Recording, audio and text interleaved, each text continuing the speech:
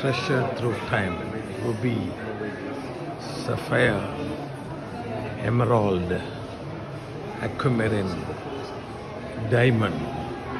The name diamond is derived from ancient Greek adamas, meaning unconquerable, the fitting name of this oldest of all natural minerals. For over 3 millennia, only known source was India, where the diamond was preserved for the emperors and maharajas.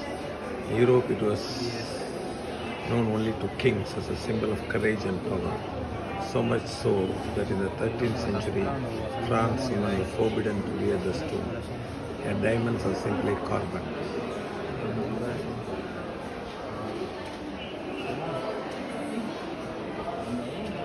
Cutting unlocks the fire.